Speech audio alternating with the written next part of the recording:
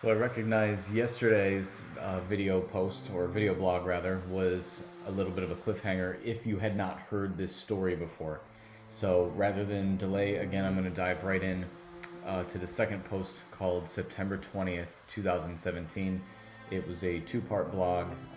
Most of them are just single blogs, but this one was a two-parter. And I'll dive right in. The voice of your dad, with your mother announcing herself at his side, echoes through the Bluetooth speaker system in your car with some smattering of a backstory. I know you've been digging into this DNA stuff, and I know you're trying to learn information about your name, Barry, but you're not going to find it. In an instant, you're confused. For the past 6 months, your DNA novice parents have acted both oblivious and maddeningly detached from these alarming, in-your-face truths. Now, they're sudden insiders to what you will or won't find on the other side of this research you're a half year into. Your dad explains once more the difficulty he and your mother had in conceiving naturally, year after year with no luck, trials of different kinds of therapy, but to no avail. My sperm count was just too low, he will say, though you already knew that. But we so badly wanted to start a family, David. We wanted you so badly. And despite every feat of human strength you can muster to push back the words being driven over you, there's no stopping any longer what you'll be told next. We got the help of a sperm donor, honey. David, you are not my biological son. In an instant, all sound and noise will evaporate, as if the air has been sucked out of your world, the floor removed, giving way to a free fall, a plunge into nothing. You'll go slack-jawed, almost in the that's what they do in the movies kind of way, genuine shock. It's bewilderment, but it feels like blunt force trauma. The tears, your tears, are there in a torrent, flooding your eyes to a blur. The salty wet drops topple over your eyelids in a cascade that lands, then lurches off your reddened cheeks, landing on your shirt. Your right hand is now clasped around your jaw, as if the whole structure would fall out in an instant, if not for the support of your palm. Your left hand grips the wheel and slides through a counterclockwise rotation, producing a left turn that would have resulted in a crash, if not for rote memory. The familiar lights of the Rolls-Royce dealership dot the landscape, but they dance past you in a haze. Blood pulses through your temples, bringing along a surge of energy, like the left hook that never landed at the boxing gym. This doesn't happen to people like you. You've been bold enough to imagine the secrets of others. You reasoned that your father or your uncle had donated sperm, or that your mother had deceived your father by way of an affair. Hell, you'd wondered if your own dad's dad was someone else altogether. You never entertained the idea that this was your own dad who was harboring classified family intel, hiding plainly in front of you. Your mind will form but a fleeting thought of being sideswiped. The white lights of a truck hit you like a follow-up right hand, knocking you out of your stupor and demanding focus. Your ears receive sound again, and then your father, he's still your father, will cut through the eternal seconds that have elapsed, constraining his onslaught of tears, and tell you that his greatest joy and greatest achievement has also been his greatest secret for more than 30 years. You always have been and always will be my son, he'll manage, but barely. He's in full-fledged hysterics. He reassures you, or rather himself, that you're his son. How did you not see this? The hints have been there. It was Occam's razor, a principle in philosophy, which once posited that in an instance of two explanations for an event, the one that requires the least speculation is often the right one. So, Mom and Dad struggled for 5 years to start a family. They'd seen a fertility specialist. You don't look a ton like your father. Of course this was the secret. And yet, even the exposure of the truth and a backward rationalization that you should have seen it coming does nothing to deafen the hollow sounds of shock inside you. The cliches of taken for granted realities echo through. The sky's blue, the grass is green, nothing's surer than death and taxes. Your father is not your biological father. That was never meant to be one of your life's maxims, but it always was, and that's what's jarring. That's what shakes you. You'd walk through life with whatever assurances are built into self-identity, many of them rooted in the existence of the man whose name you carry, and all the intrinsic inheritances that come with it, his struggles, his abilities, his shortcomings. Then another unexpected punch lands. Sarah, your sister, your closest confidant. You ask your dad if this is true for her too, if she was conceived through a donor. Yes, honey, he confirms.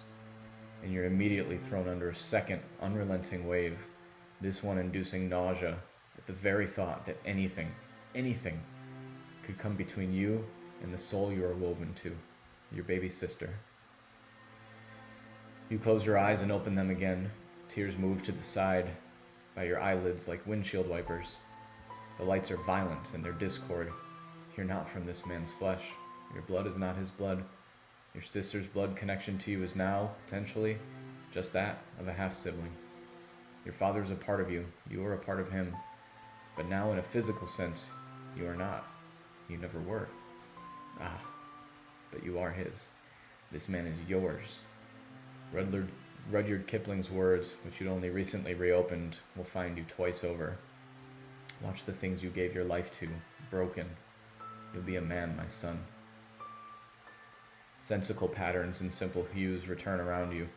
He gave up his biological kinship to you just so there could be a you. This is what he gave his life to, broken. And then, through gobs of tears and hysteria, you will find it in your gut and somewhere near the tip of your lips, the reassurances that come out as distorted wails to comfort the broken man. You always have been and always will be my father, I say. But I sense, I know, that he fears I think or will feel otherwise. That's what this is about, what this was always about. Fear. How many times have we uttered to ourselves the tired platitudes of self-indulgent self-help? It's the thought that counts, or it takes more than DNA to be a father. They're trite comforts to others until they're ours to inherit. Then they feel like the store-bought armor of the fearful. I have been and always will be your father is one part fatherly protection and one part self-protection. The simple fact that he has to articulate such a statement pains me more than the biological revelation on its own. For my entire life he has dreaded, in varying degrees, that this biological revelation might unseat him as a father, with the catch-22 of knowing that such a revelation would also unseat my own identity. Honey, he continues through more tears, we never meant for this to hurt you. We love you so much. We just did what we had to in order to have a family. We wanted you so badly, honey. Your mom and I, we tried so hard. We thought many times of telling you, but every time we did, we asked ourselves if it was the right time, and it was never the right time. And then last night, his voice trails off. More tears, more wails of agony. The call I'd made. The website I'd nonchalantly mentioned that revealed another DNA match. The gauntlet I'd laid before him. An unintentional boxing in of a man who'd been dodging detection for close to 40 years.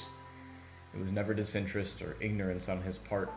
It was pure terror, day by day, for 6 months, culminating in an altar call to himself the night prior to reveal the truth. We are so sorry, honey. We love you so much. We never meant for you to find out this way. We wanted to fly down to tell you ourselves, but we were just so afraid you'd find out first. You were getting so close. It's okay, I say, and I repeat it, adding a punch. We have always been a family, and nobody can take that away. His words are drenched in sorrow. You are our son, honey. I imagine what the visual is on the other side of the line, and frankly, not being there in person is the only mercy granted to me in this moment. My father is in this instant a sobbing, broken mess, and his voice echoes all around the inside of my car. What comfort could I wish to be as the one wielding the weapon that's left him at his knees? These are the sounds of a man destroyed, and that's to say nothing of the storm of tears on my own side of the line. It's 4 days before my 33rd birthday, and in the moment I have learned what changes who I am, or never was. I am listening to the crashing down of a man I've heard cry twice. I understand that he is feared what the information might do to our respective worlds, and so I feel as if his tears have come with an assignment, an obligation of reverse parenting to protect him. It's now clear to me why this wasn't known, why he'd been evasive, dishonest even. He thought he had everything to lose, and now he was in the very epicenter of the thing he'd feared most, being found out. Dad, please don't confuse my tears for sadness or disappointment, I say. My face is a wet mess. My hands, soaked from wiping at tears, are all over the steering wheel as I work to maintain control of the car. I love you so much. I'm not disappointed at all. I'm so lucky that I have you and have always had you. You are my father, and that has always been true. It hasn't changed. I say it with as much conviction exists within me. You are my father. But it's out now. I know his secret, and with it, this axiom upon which he's built his family has been given a howitzer-level demolition job by me, the person he's been protecting it from. I know there will be more to wade through, and in the coming days and weeks, I know that we will. I assure my father once again that I am okay. We are going to be fine. And as the line drops, I know that I have never loved my father more than I do in this instant.